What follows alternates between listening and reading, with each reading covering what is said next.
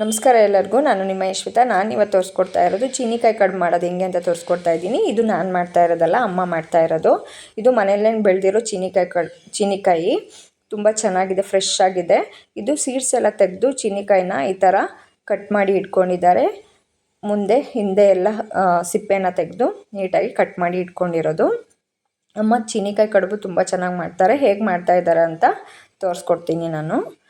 ಇವಾಗ ಈ ಥರ ಇಟ್ಕೊಂಡಿದ್ದಾರೆ. ಇದನ್ನ ತುರಿಯೋಕ್ಕೆ ಚೀನಿಕಾಯಿನ ನೀಟಾಗಿ ಚಿಕ್ಕದಾಗಿ ತುರ್ಕೋಬೇಕು.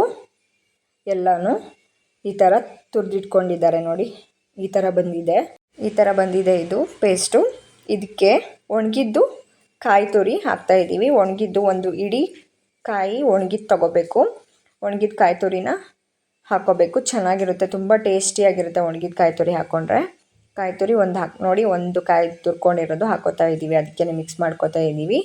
ಆಮೇಲೆ ಏಲಕ್ಕಿ ಒಂದು 10 ತಗೊಂಡು ಪುಡಿ ಮಾಡಿ ಇಟ್ಕೊಂಡಿದ್ರು, ಅದನ್ನು ಮಿಕ್ಸ್ ಮಾಡ್ತಾ ಇದ್ದಾರೆ ಇವಾಗ ಅದಕ್ಕೆ ಈ ಥರ ನೋಡಿ. ಆಮೇಲೆ 2 ಉಂಡೆ ಬೆಲ್ಲ, ದೊಡ್ಡ ಉಂಡೆ ಬೆಲ್ಲ ಹಾಕ್ಕೋಬೇಕು. ನಮಗೆ ಎಷ್ಟು ಸ್ವೀಟ್ ಬೇಕು ನೋಡಿ ಹಾಕ್ಕೋಬೋದು ನಾವು. ಸ್ವೀಟ್ ಇದ್ದರೆ ಚೆನ್ನಾಗಿರುತ್ತೆ, ಮೀಡಿಯಮ್ ಸ್ವೀಟ್ ಇದ್ದರೆ 2 ಉಂಡೆ ಬೆಲ್ಲನ ಪುಡಿ ಮಾಡಿ ಹಾಕೋತಾ ಇದ್ದಾರೆ. ತುಂಬ ಚೆನ್ನಾಗಿರುತ್ತೆ ಚೀನಿಕಾಯಿ ಕಡುಬು. ಒಂದ್ಸರಿ ಟ್ರೈ ಮಾಡಿ ನೋಡಿ. ಇವಾಗ ಅಕ್ಕಿ ತಗೊಂಡಿದ್ದೀವಿ, ಇದನ್ನು ಪುಡಿ ಮಾಡ್ಕೋಬೇಕು, ತರಿಯಾಗಿ ಪುಡಿ ಮಾಡ್ಕೋಬೇಕು. ಇವಾಗ ಪುಡಿ ಮಾಡ್ಕೊಳ್ಳೋಣ ಅಕ್ಕಿನ. ಈ ಥರ ನೋಡಿ, ಈ ಥರ ಆಗಿದೆ. ತರಿಯಾಗಿ ಪುಡಿ ಮಾಡಿ ಇಟ್ಕೊಂಡಿದ್ದಾರೆ. 1 ಗ್ಲಾಸ್ ಅಕ್ಕಿ ತಗೊಂಡಿದ್ದೀವಿ. ಇವಾಗ ಇದಕ್ಕೆ ಚೀನಿಕಾಯಿಗೆ ಮಿಕ್ಸ್ ಮಾಡ್ಕೋಬೇಕು. ಎಷ್ಟು ಬೇಕು ಅಷ್ಟು ನೋಡಿ ಹದವಾಗಿ ಇರಬೇಕು ಹಿಟ್ಟು.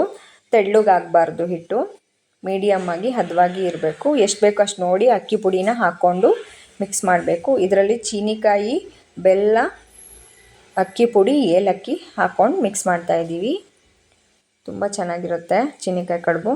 ಈ ಥರ ಹದವಾಗಿ ನೋಡಿಕೊಂಡು ಅಕ್ಕಿ ಪುಡಿನ ಮಿಕ್ಸ್ ಮಾಡ್ಕೋಬೇಕು. ಇದಕ್ಕೆ ಸ್ವಲ್ಪ ಉಪ್ಪು ಕೂಡ ಆ್ಯಡ್ ಮಾಡ್ಕೋಬೇಕು. ಜಾಸ್ತಿ ಹಾಕೋಬೇಡಿ, ಲೈಟಾಗಿ ಸ್ವಲ್ಪ ಹಾಕ್ಕೊಳ್ಳಿ ಉಪ್ಪನ್ನ. ಈ ಥರ ಸ್ವಲ್ಪ ಹಾಕ್ಕೋತಾ ಇದ್ದಾರೆ. ಆಮೇಲೆ ಮತ್ತೆ ಗಟ್ಟಿ ಆಗೋಕ್ಕೆ ಅಕ್ಕಿ ಪುಡಿನ ಮಿಕ್ಸ್ ಮಾಡ್ಕೊತಾ ಇದ್ದೀವಿ. ತರಿಯಾಗಿರಬೇಕು ಅಕ್ಕಿ ಪುಡಿನೂ, ತುಂಬ ತರಿಯಾಗಿರಬೇಕು. ಆಮೇಲೆ ಶೇಂಗಾನು ಹುರ್ಕೊಂಡಿರೋದು ಹಾಕ್ಕೊಂಡ್ವಿ. ಹುರಿದು ಹಾಕ್ಕೋಬೇಕು, ಹಸಿದು ಹಾಕ್ಕೋಬೇಡಿ. ಇದು ರೆಡಿ ಆಗಿದೆ. ಇವಾಗ ಒಂದು ಇಡ್ಲಿ ಪಾತ್ರೆ ಇಟ್ಕೊಂಡು ಅದಕ್ಕೆ ಬಾಳೆ ಎಲೆನ ಬಿಸಿ ಮಾಡಿ ಹಾಕ್ಕೊಳ್ಳಿ. ಇದಕ್ಕೆ ಬಾಳೆ ಎಲೆ ಬಿಸಿ ಮಾಡಿ ಹಾಕ್ಕೊಳ್ಳಿ. ಬಾಳೆ ಎಲೆ ಈ ಥರ ಬಿಸಿ ಮಾಡಿ ಒರೆಸ್ಕೊಂಡು ಇಟ್ಕೊಂಡಿದ್ದೀವಿ. ಇದಕ್ಕೆ ಹಿಟ್ಟು ರೆಡಿ ಆಗಿತ್ತಲ್ವ, ಅದನ್ನು ಹಾಕ್ಕೊಂಡು ಈ ಥರ ಬಾಳೆ ಎಲೆ ಈ ಥರ ಮಡಚಿ ಇಡಿ. ಏನು ಕಟ್ಟೋದೇನು ಬೇಡ, ಏನೂ ಆಗಲ್ಲ, ತುಂಬ ಚೆನ್ನಾಗಿ ಬೇಯುತ್ತೆ. ನೋಡಿ, ಈ ಥರ ಹಾಕೋತಾ ಇದ್ದೀವಿ ಬಾಳೆ ಎಲೆಗೆ. ಹಿಟ್ಟು ರೆಡಿಯಾಗಿತ್ತಲ್ವ, ಹಿಟ್ಟು ಏನು ಇಡೋದು ಬೇಡ ಜಾಸ್ತಿ ನೆನೆಯೋಕ್ಕೆ. ಹಾಗೆ ಈ ಥರ ಕಡುಬು ಕಟ್ಟಿ ಇಟ್ಟರೆ ಆಯಿತು. ನೋಡಿ ಎಷ್ಟು ಚೆನ್ನಾಗಿ ಬಂದಿದೆ ಅಂತ ಕಡುಬು. ಇದನ್ನು ಇಡ್ಲಿ ಪಾತ್ರೆ ನೀರು ಹಾಕಿ ಬಿಸಿ ಮಾಡೋಕ್ಕೆ ಇಟ್ಟಿದ್ವಿ, ಅದಕ್ಕೆ ಹಾಕೋತಾ ಇದ್ದೀವಿ. ಹಾಕಿ 1-1.5 ಗಂಟೆ ಬೇಯಿಸ್ಕೋಬೇಕು. ಇದನ್ನು ಬೇಯಿಸ್ಕೊಳ್ಳೋಕೆ ಇಡೋಣ.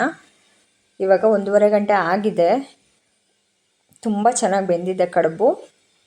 1.5 ಗಂಟೆ ಬೇಯಲೇಬೇಕು ಕಡುಬು, ಇಲ್ಲಾಂದರೆ ಒಳಗಡೆ ಎಲ್ಲ ಹಸಿ ಹಾಗೆ ಇರುತ್ತೆ. ನೋಡಿ, ಇವಾಗ ನೋಡೋಣ ಹೇಗೆ ಬಂದಿದೆ ಅಂತ ಕಡುಬು. ನೋಡಿ ಎಷ್ಟು ಚೆನ್ನಾಗಿ ಬಂದಿದೆ ಅಂತ. ತುಂಬ ಚೆನ್ನಾಗಿ ಬಂದಿದೆ, ತುಂಬ ಟೇಸ್ಟಿಯಾಗಿರುತ್ತೆ. ಇದಕ್ಕೆ ತುಪ್ಪ ಹಾಕ್ಕೊಂಡು ತಿಂದ್ರಂತೂ ತುಂಬ ಚೆನ್ನಾಗಿರುತ್ತೆ. ಒಂದ್ಸತಿ ನೀವು ಮನೇಲಿ ಟ್ರೈ ಮಾಡಿ ನೋಡಿ. ತುಂಬ ಬಿಸಿಯಾಗಿತ್ತು. ಅಮ್ಮ ಟೇಸ್ಟ್ ನೋಡ್ತಾ ಇದ್ದಾರೆ. ನೋಡಿ ಎಷ್ಟು ಚೆನ್ನಾಗಿ ಬಂದಿದೆ ಅಂತ. ತುಂಬ ಚೆನ್ನಾಗಿ ಬಂದಿದೆ. ಒಳಗೆ ಕೂಡ ತುಂಬ ಚೆನ್ನಾಗಿ ಬಂದಿದೆ. ವಿಡಿಯೋ ಇಷ್ಟ ಆದರೆ ಶೇರ್ ಮಾಡಿ, ಲೈಕ್ ಮಾಡಿ, ಸಬ್ಸ್ಕ್ರೈಬ್ ಮಾಡಿ. Thank you for watching.